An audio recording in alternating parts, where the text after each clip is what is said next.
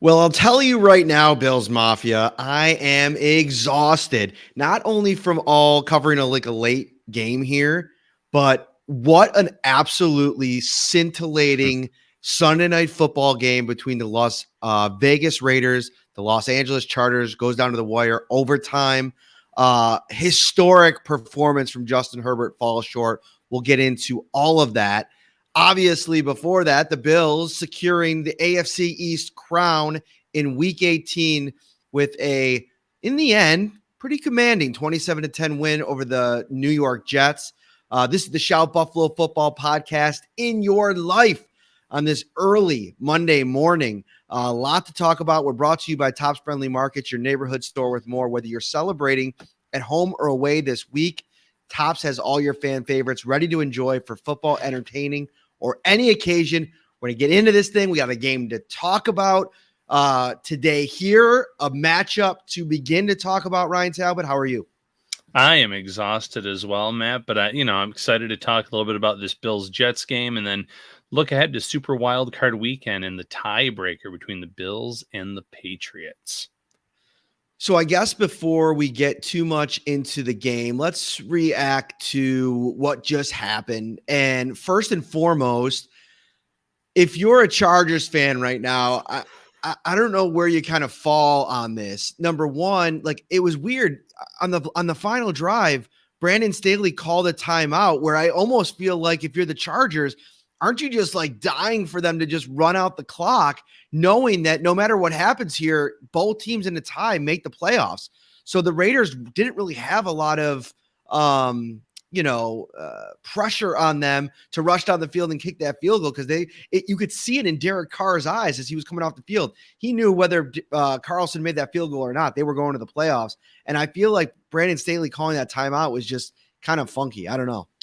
Yeah, it was a terrible play because even Derek Carr said after the game, that changed the entire strategy when he called that timeout. I think they were very content just to let the time kind of run out. They weren't going to try to get into field goal range. But when that happened, they saw, okay, well, if we don't get the first down, they might burn another one, try to get us to punt, or try to get us to force a long field goal where maybe they can try to do something late. So Staley, super aggressive coach in terms of his play calling, going for it on fourth down, even before tonight's game.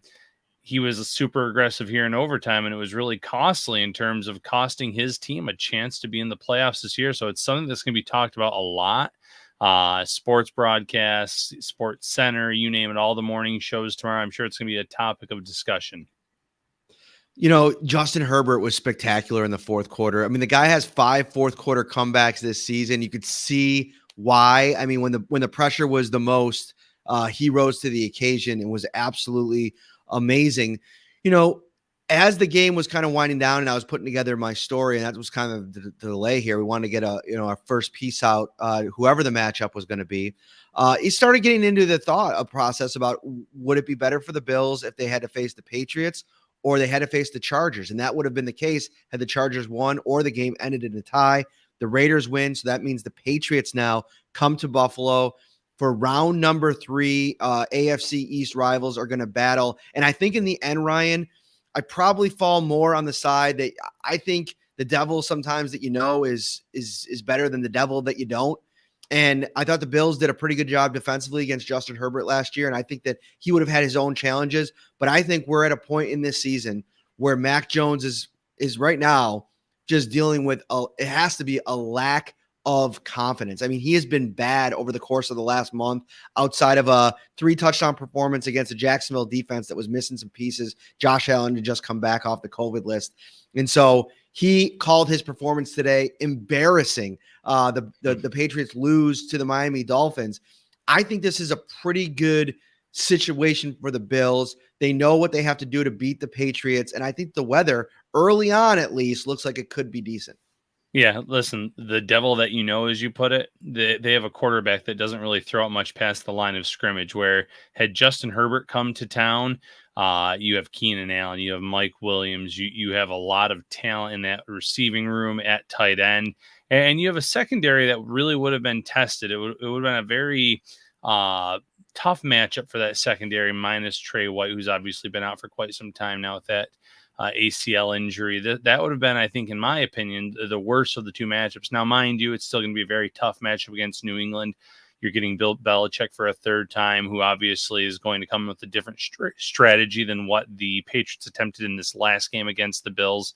Weather could be a factor, but between these two teams, especially after what you saw on Sunday Night Football, where the Chargers battled back from 15 points down to tie it up in regulation, made multiple fourth down conversions in this game. I definitely think that this is the better of the two matchups for the Bills, but we'll wait and see how that all plays out on Saturday. All right, so let's get into what we saw here today. It was an offensive struggle for the second and third quarters. I mean, the Bills came out on their first two possessions. They went touchdown, field goal, and you thought it was going to be kind of a blowout. And then it goes turnover on downs, punt, field goal, punt.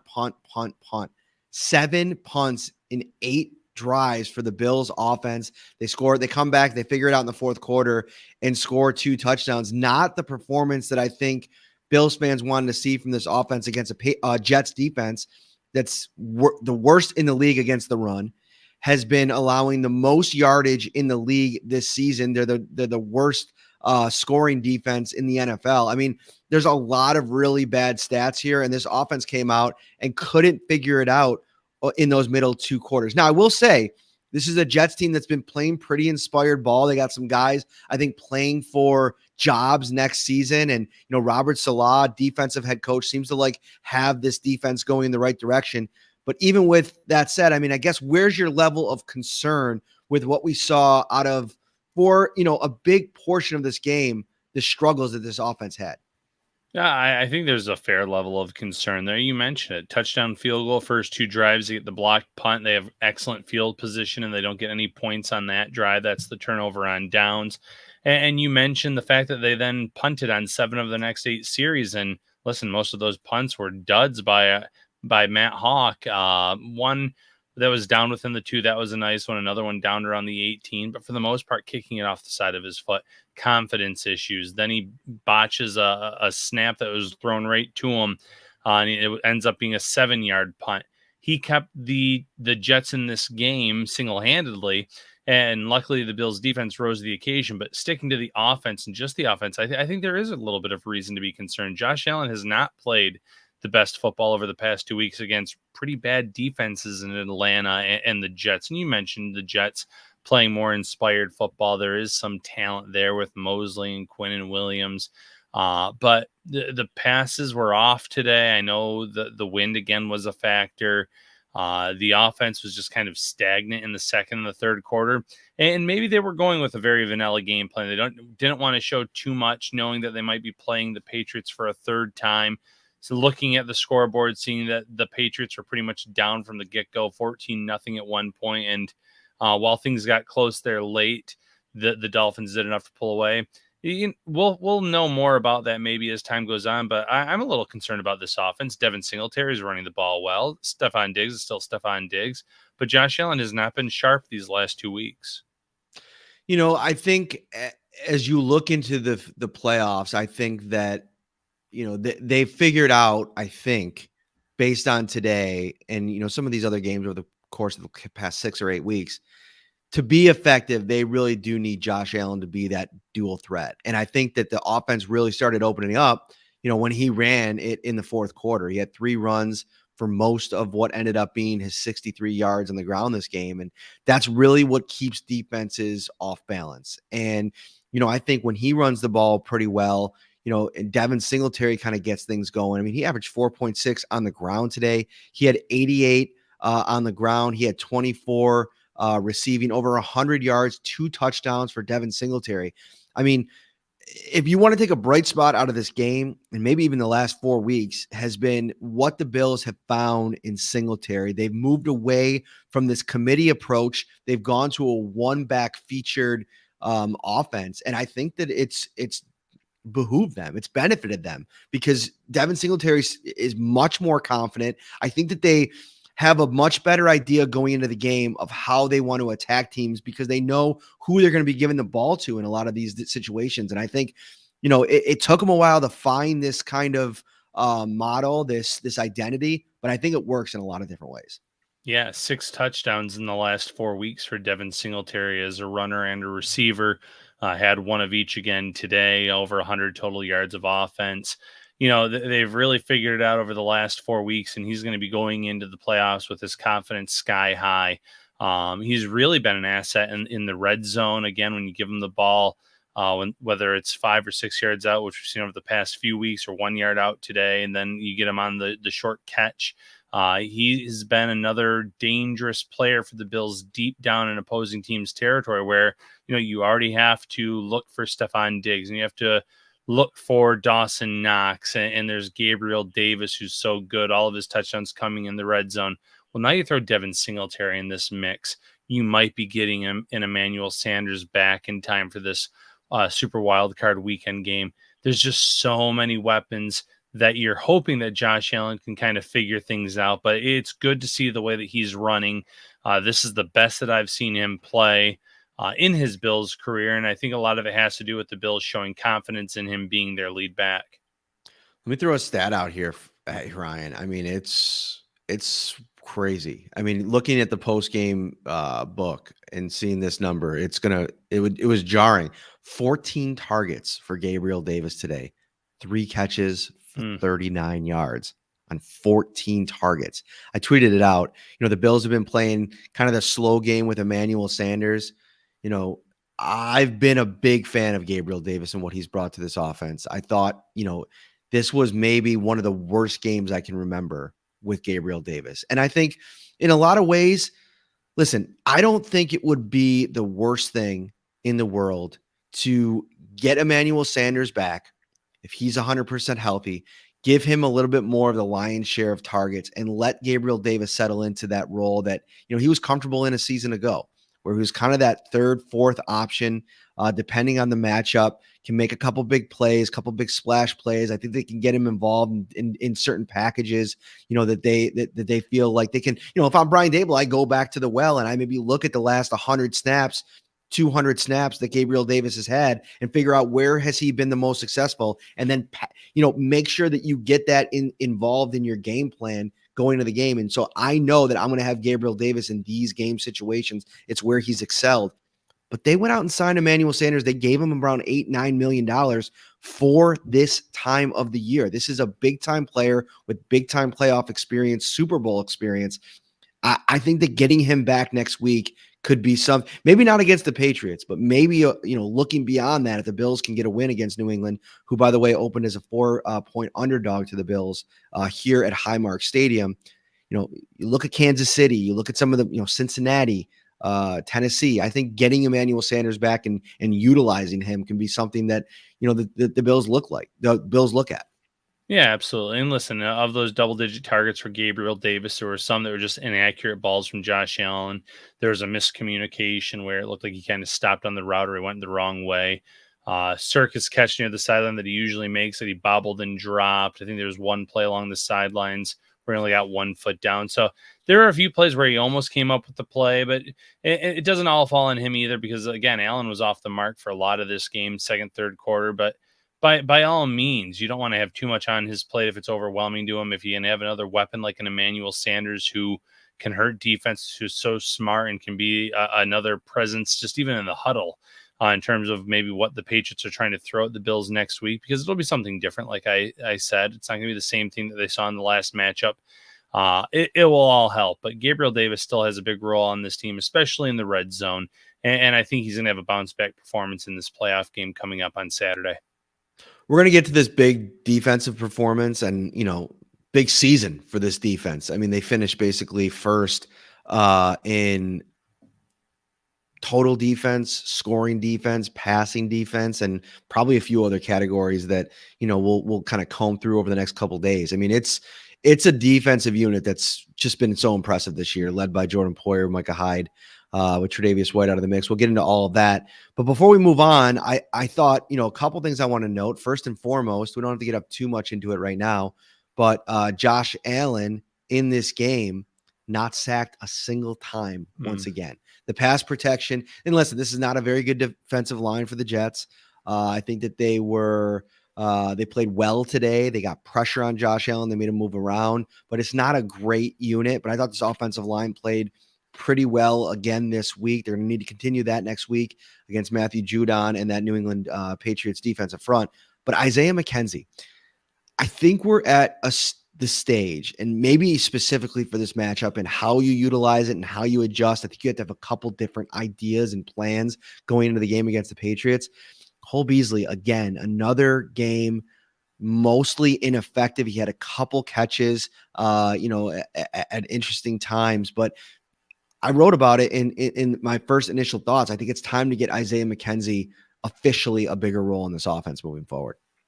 I think that's fair. I think it's a good idea, especially based on that performance the last time that they played. Maybe today the game plan was we're going to ease off on him a little bit on offense because they had him as their kick returner.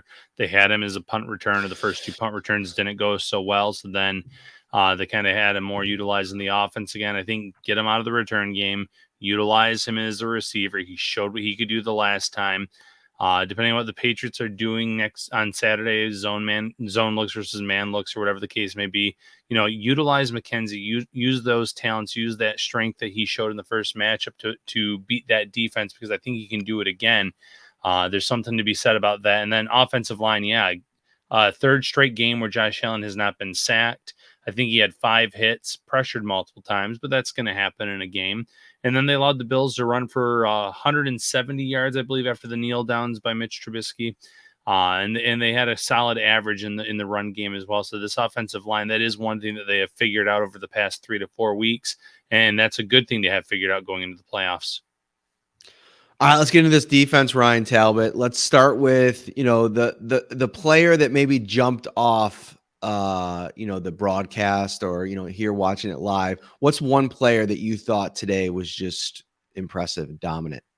Ed Oliver. There was one play where he literally timed the snap count perfectly, and he got to Mac Jones before Mac Jones could even hand off Mac Jones. My goodness, I'm already looking ahead to Saturday.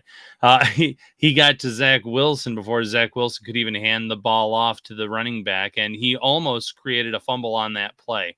He had 1.5 sacks as well. He was just all over the place. And mind you, the defensive line as a whole was outstanding. The defense as a whole is outstanding. But I just think Ed Oliver just jumped off the page with his play today. What about you, Matt?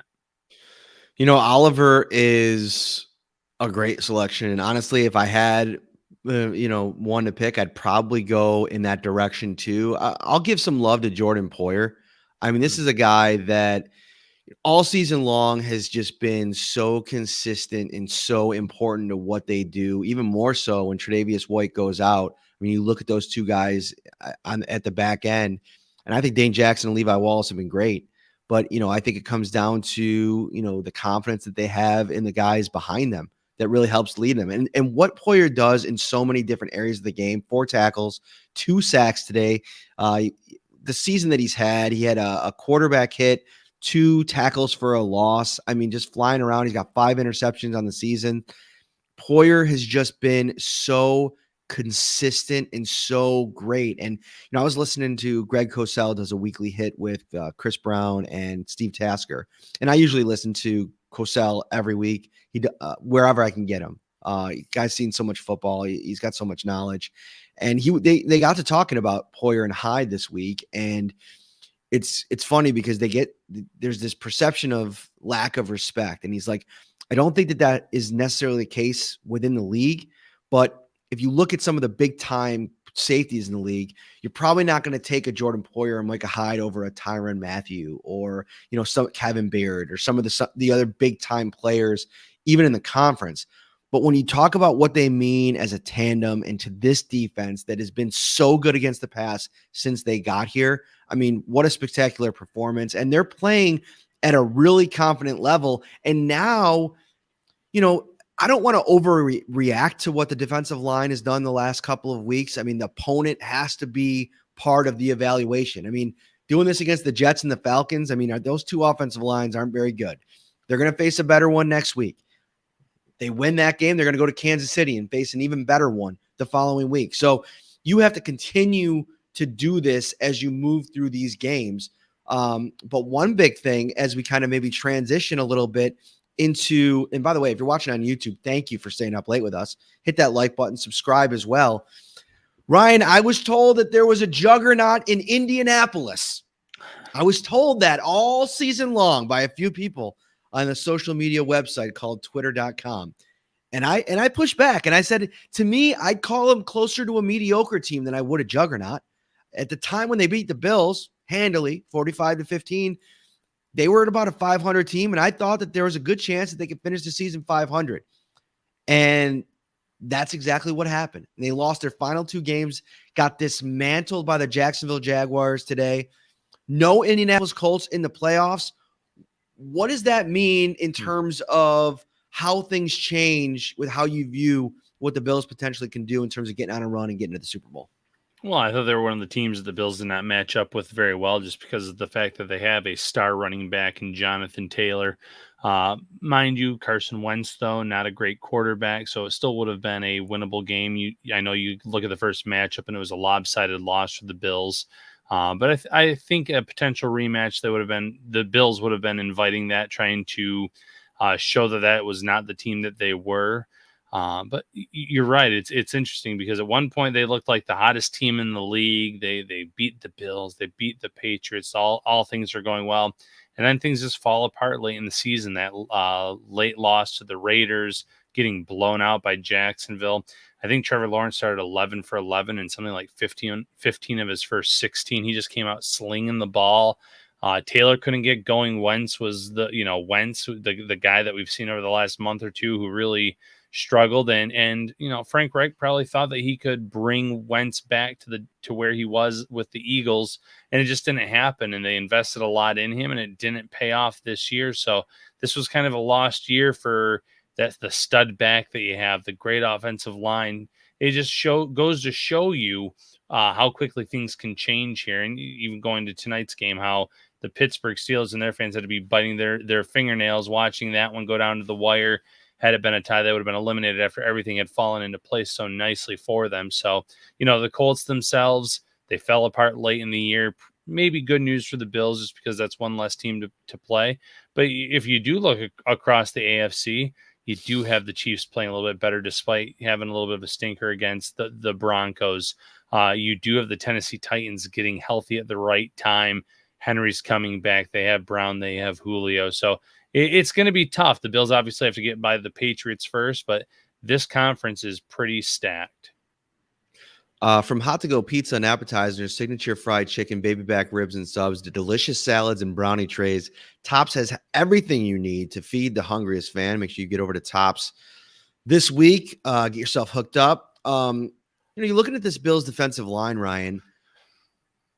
I think that they've finally landed on a group that they can really trust in terms of the rotation. Boogie Basham comes in here, the rookie, and, he's made the most of some opportunities this season. I think he finishes, let me look this up, and maybe you have the number off the top of your hands. He had a sack today. I think on the season, he may have 3 sacks, I want to say. Let me look this up. Go to the stat page here. It's fun. When you look up stats, what's your go-to site? I like Pro Football Reference. Same. I brought up NFL.com.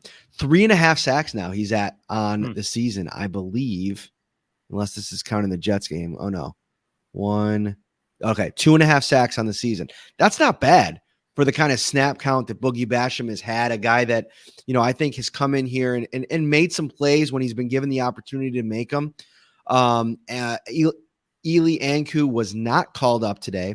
Star Lotulelei looked like he was much more in the mix. Efe Obado was out. So you're looking at probably Addison Hughes, Rousseau, Epinesa, Efe Obada in maybe that hybrid role. And then it's going to probably be Harrison and Ed Oliver, and then Starr and Vernon Butler. And I think you've landed at your 9 there going into the playoffs. I think that we're going to see that pretty consistently. And I think they like what that offers. It probably leaves Boogie Basham as the odd man out. But at this stage, I think that you can kind of play the matchups. And I just don't think Boogie Basham, even with the game that he had today, has done enough to earn a spot. Once you get into these, you're not going to dress 10 defensive linemen.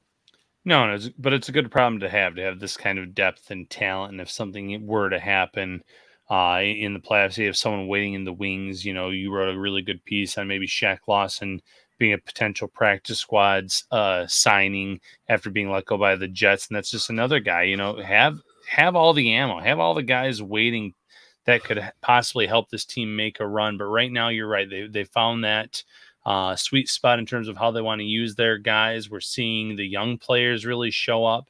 Epineza had a late game sack. He had a pass defense on the drive where the Jets were really far backed up, where it looked like almost hit him in the helmet. You have Greg Rousseau making a ton of plays in the run game, has a pass defense. Boogie Basham, you mentioned. Then you have the vets playing well too.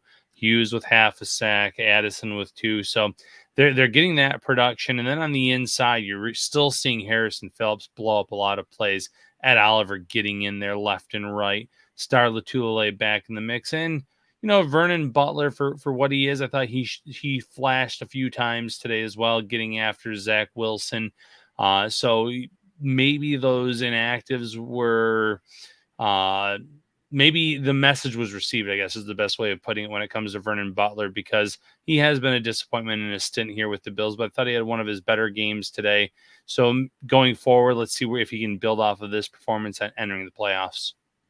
I want to talk about 2 more things before we get out of here. Let's go back to you brought up Shaq Lawson. And if you're watching on YouTube, thank you so much. Hit that like button, subscribe before you go tonight.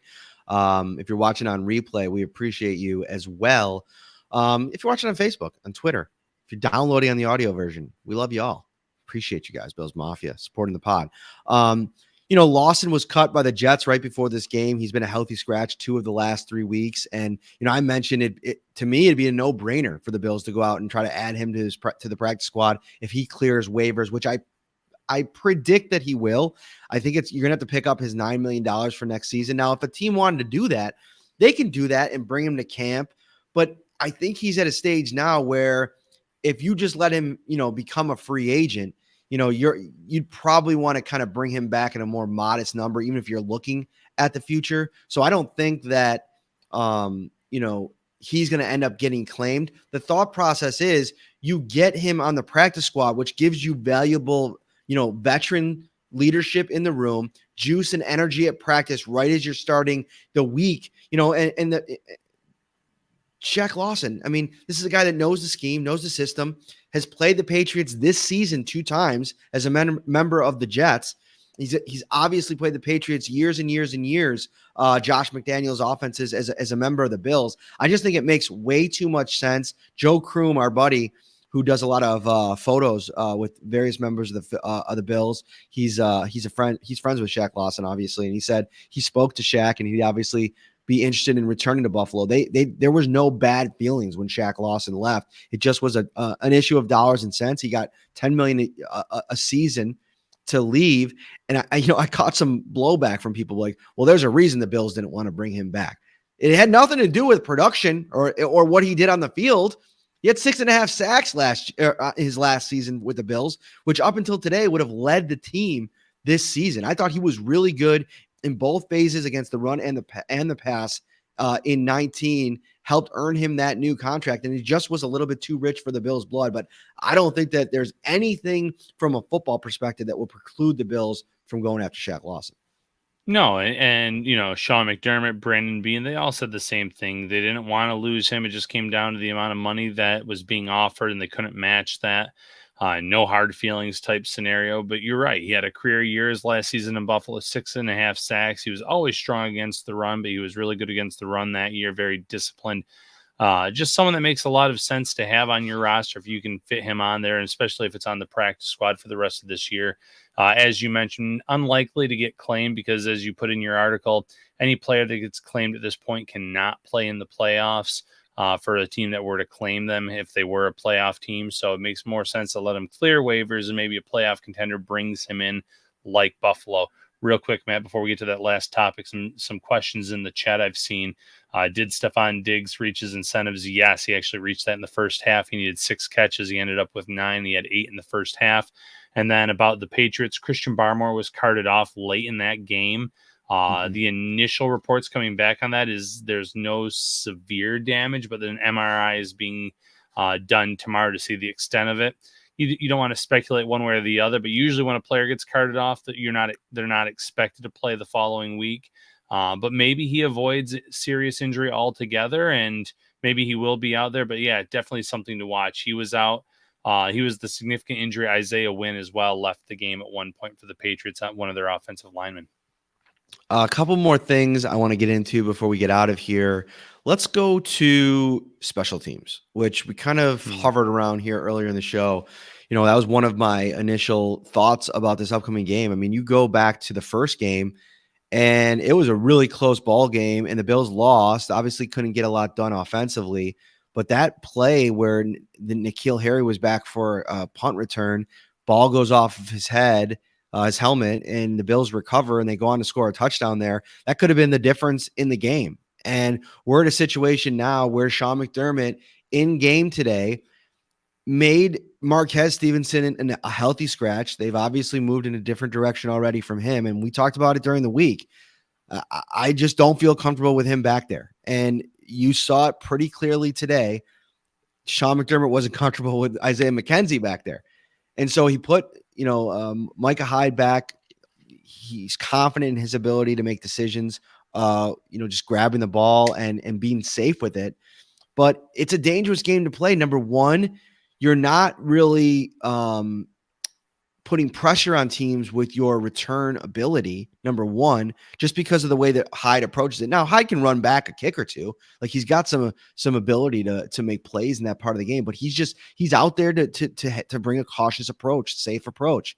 And so that's part of it. But the other part of it is you're putting, your arguably Pro Bowl caliber safety, who's a key in the secondary with Tre'Davious White now out, in a very precarious, dangerous situation back there returning. He took a couple hits today, running back a couple punt returns. So it's a balancing act. You got to kind of measure how much is that worth to you. I mean, I know it's important to take care of the ball, but I almost wonder if you just got to figure out a different option there. Somebody that I was kind of even thinking about is Tywan Jones. I think he did it a little bit back in Houston. I know he's an elite gunner, but that might be something that you have depth there. You have guys that, you've been developing. You're really good at developing those kind of, fringe roster guys on special teams. Maybe you just lean on Saran Neal, give an opportunity to Jaquan Johnson or DeMar Hamlin or somebody in that area, and let Tywan Jones return kicks for you if that's the way that you want to go.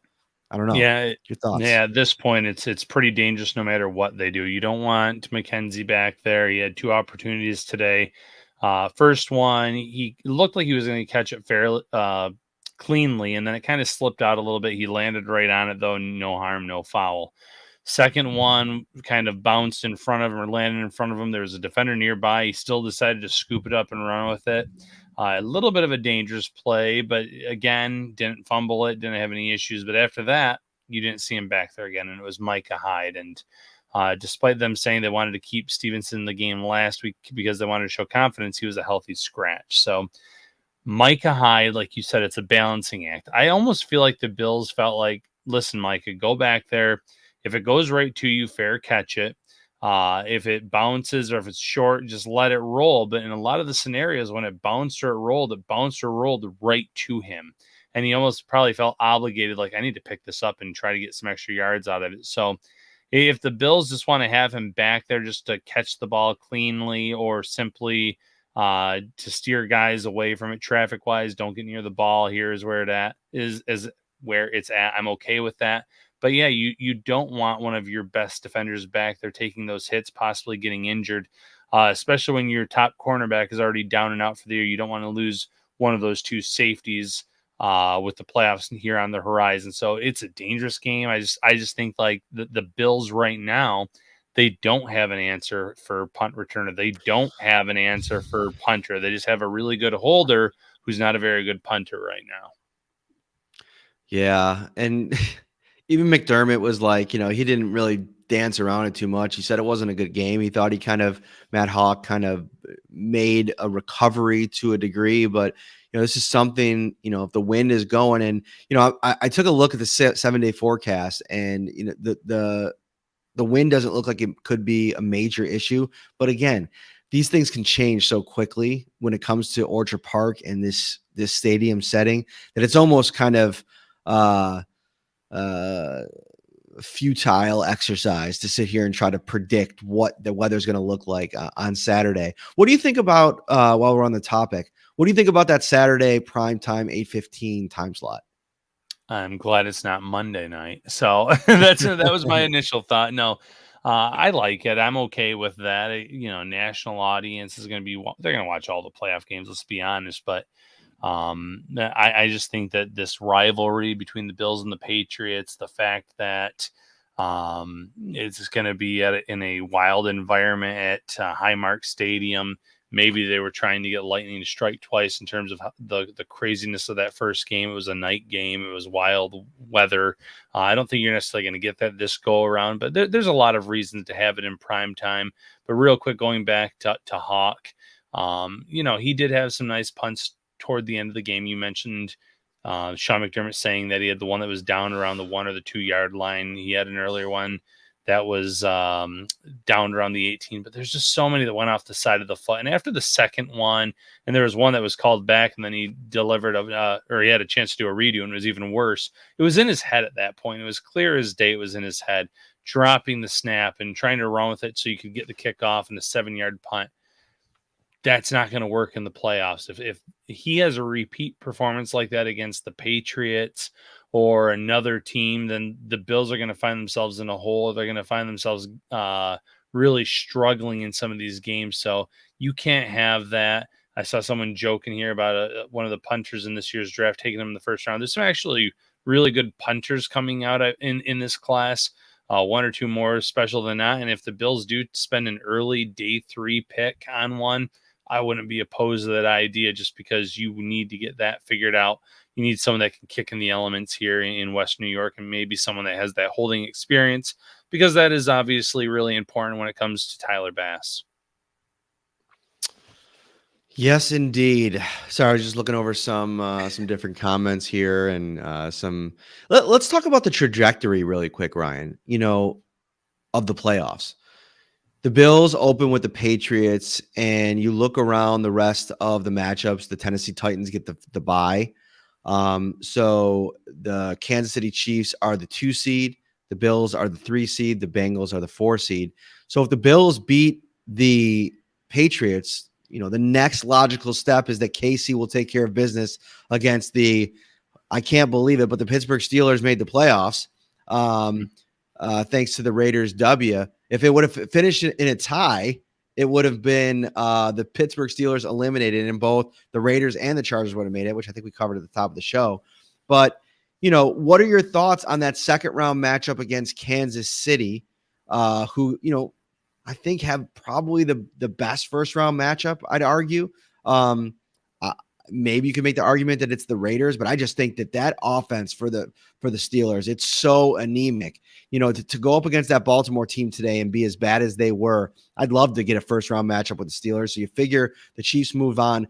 Where are you at with KC, Buffalo potentially in round 2? Obviously putting the cart before the horse a little bit, but we can do that. We don't play the games. We just talk about the games. Yeah, I still think it's a winnable game. I know that the Bills might have to slightly change their game plan from the regular season without Trey White out there.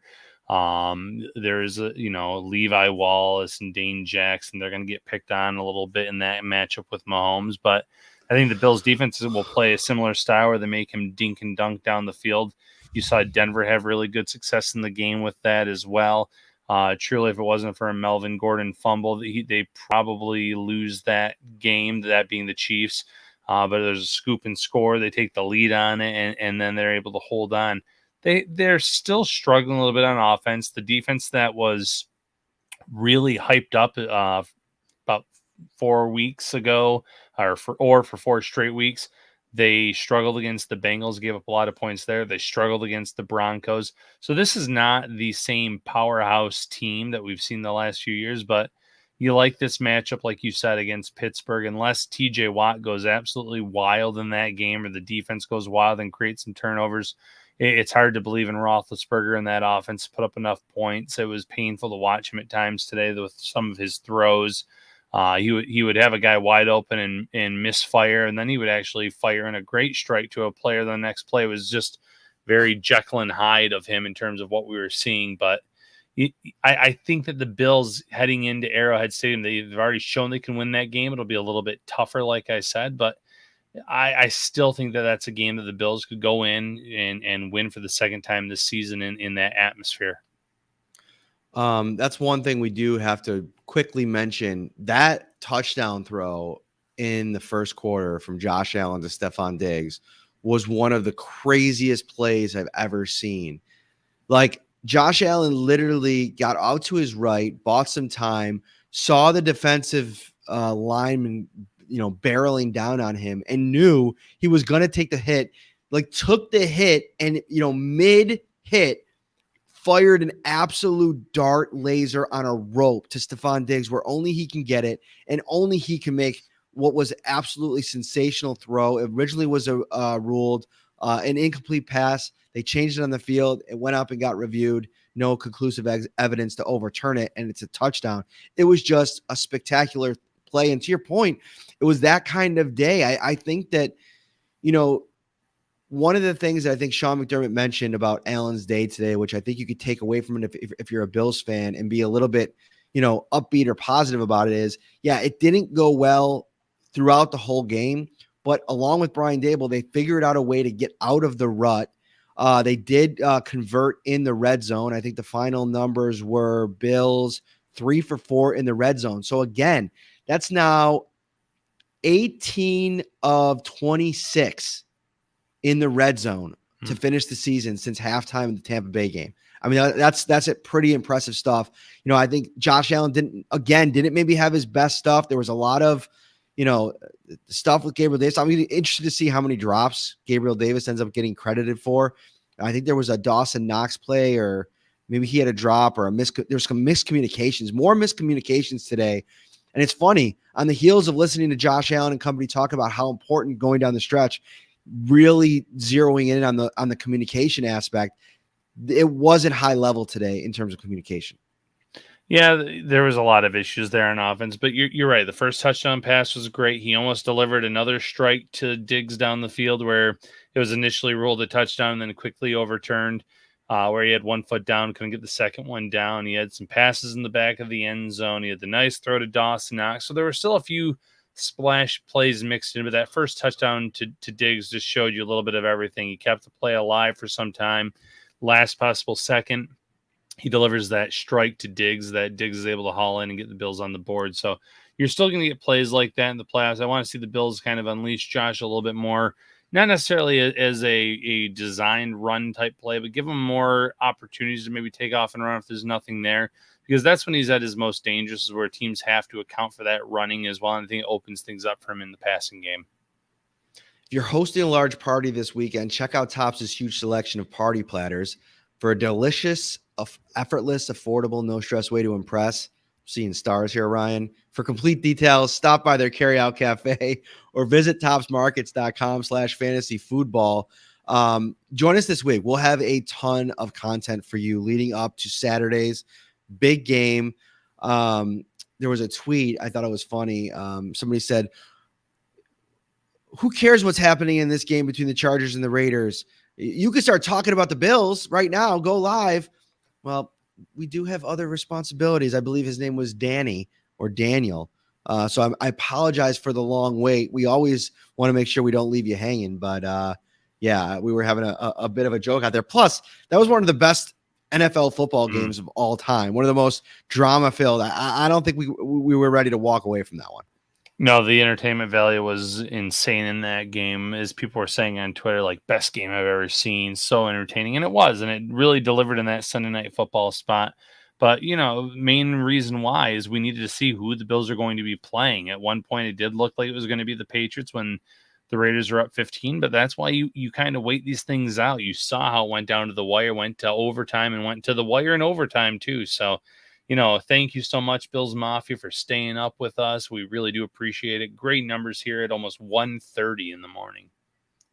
For Ryan Talbot, I am Matt Parrino. Smash that like button before you go. Subscribe to the channel if this is your first time here.